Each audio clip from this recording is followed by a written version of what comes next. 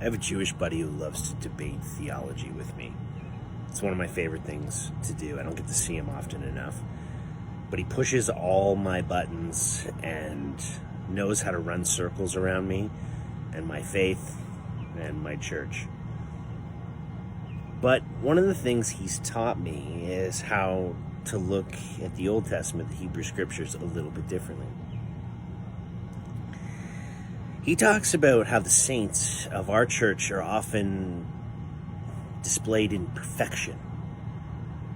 That they are the very best of humanity, and that's why we honor them. The faithful ones who performed miracles or displayed a kind of devotion and faith that very few of us could ever hope to obtain.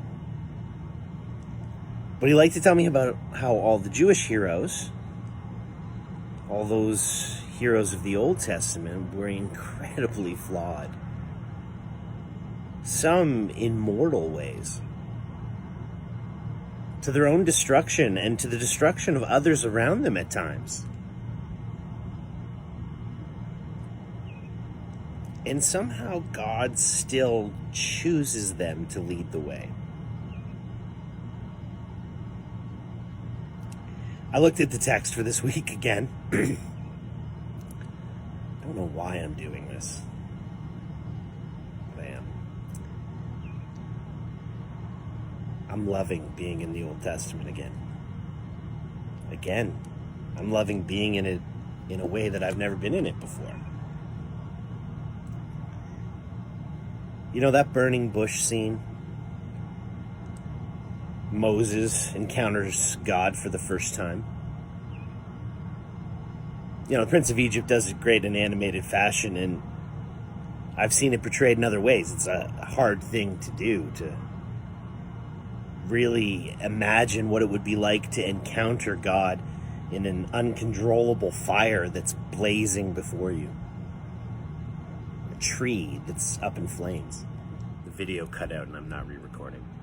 So, I think I was talking about Moses. Moses? Yeah. So Moses, remember who he is, right? Like, he's the ugly stepchild of Pharaoh. He's been kicked to the curb. Well, he's not been kicked to the curb. He ran away.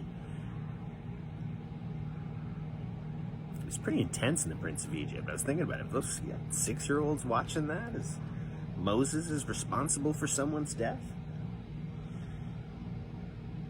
But maybe that's not the worst thing. Well, being responsible for someone's death is pretty bad, don't get me wrong. But as I raise a little boy, trying to raise a good man, knowing that he will fail again and again and again and again,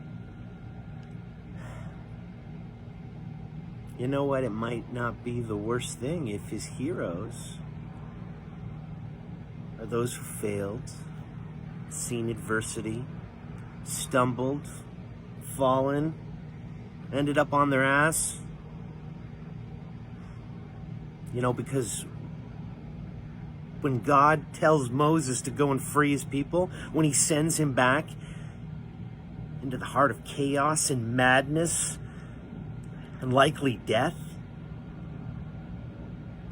well, he sends Moses with more than just Moses' name. You know, 4 years ago, I watched my favorite football team, the San Francisco 49ers, in a preseason game. It's the 26th of August. And a quarterback who had led us one play short of a Super Bowl just a couple years prior was now on the bench. And a lot of people were predicting he was going to get cut. America was in an uproar. Election season was at hand. Donald Trump was making his way to the Republican domination. And black men across America were being gunned down in the streets. Kaepernick didn't kneel the first time. He sat. He didn't have an idea of a movement that he was going to start. And whether he was the best person to be starting it is irrelevant. Cap knew something was wrong. And he wasn't going to be quiet about it anymore. And so he sat down and then he kneeled. And then others joined him. I had to think about this one before I finished it. You know, I think whether it's the Prince of Egypt or Charlton Heston or just reading a plain reading of Exodus, I think the thing I'm coming to realize is broken isn't an obstacle. Not being worthy isn't an obstacle. Having messed up, fucked up your life, and fallen by the side of the road isn't an obstacle. Not for God. Moses gets sent back to face Pharaoh with God's name. I am